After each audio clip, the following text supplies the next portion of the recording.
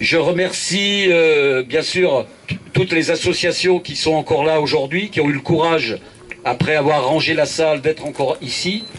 La liste est trop nombreuse, je ne vais pas tous vous nommer, vous allez tous les découvrir sur leur stand. Alors, je voudrais d'abord mettre à l'honneur les gens qui ont travaillé à ce sentier. Philippe, s'il te plaît, Toby, Caradoc, Babette, s'il te plaît, Nicolas, Samir,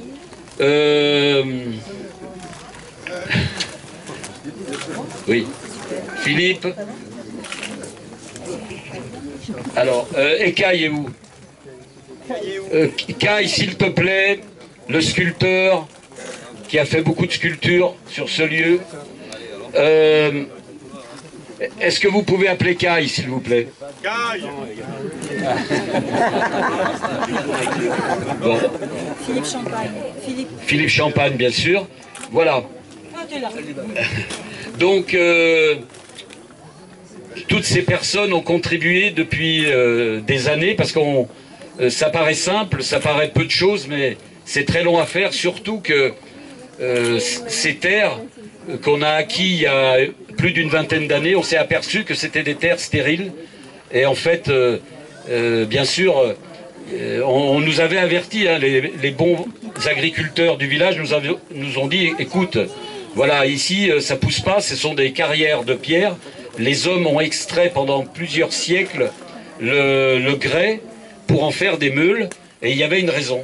Voilà, mais on avait acheté, c'était trop tard, on s'est donc entêté pendant des années à faire pousser sur une terre qui n'avait pas de matière organique et qui avait 4% d'acidité. Donc la Chambre d'agriculture nous a dit non, c'est pas possible. Voilà. Donc ce qui était intéressant dans cette expérience, c'est l'adversité, c'est que rendre fertiles toutes ces terres, et non seulement les rendre fertiles, mais on a pu exprimer notre passion qui était la biodiversité, parce que depuis longtemps, on a donc alerté les pouvoirs publics, on a alerté les différents organismes que la biodiversité était en danger. Et grâce au travail que fait notre ami Pierre Rabhi, et les Colibris, Terre et Humanisme et des tas d'autres associations en France, les Croqueurs de Pommes, notre association Fruits Oubliés, etc., eh bien, c'est une alternative parce que l'État, comme dans certains domaines, eh bien, a abandonné des choses qui nous paraissent essentielles, parce que si la cuisine française en est arrivée à ce degré de technicité, de saveur, c'est parce que la France, de par ses différents climats, de par ses différents terroirs, est un des pays qui avait la plus forte biodiversité. Et maintenant, 75% de cette biodiversité a disparu. Alors, j'ai la chance, le député Jean Lassalle m'a invité à l'Assemblée nationale à parler du patrimoine fruitier français le 23 juin. J'ai hésité à y aller parce qu'on a trop de travail, mais voilà, je pense que c'est bien de sensibiliser les députés à cette problématique. Voilà. Alors, ce que je voudrais aujourd'hui mettre en avant, c'est la vingtaine de thématiques qu'on a pu...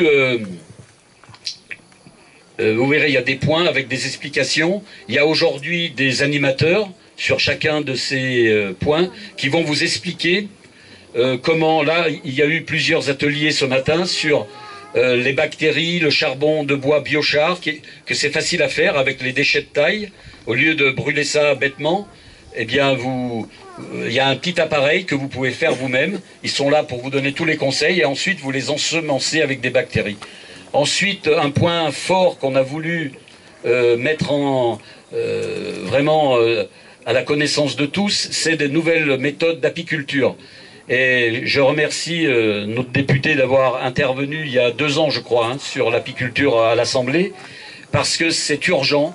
Les abeilles disparaissent de toutes parts.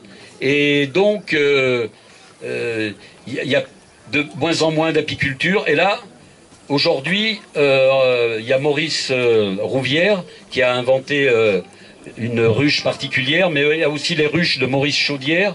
Il y a 2 jeunes, un menuisier et un apiculteur, qui ont reproduit la ruche kenyane, qui est très pratique, vous verrez. On peut aussi contrôler par une fenêtre l'évolution des cadres, et du couvain, etc. Et tout ça pour suppléer un peu la pollution, les produits chimiques qui ne cessent de tuer ces abeilles, qui elles ne demandent qu'à travailler, qu'à nous donner de la nourriture et surtout à polliniser les cultures.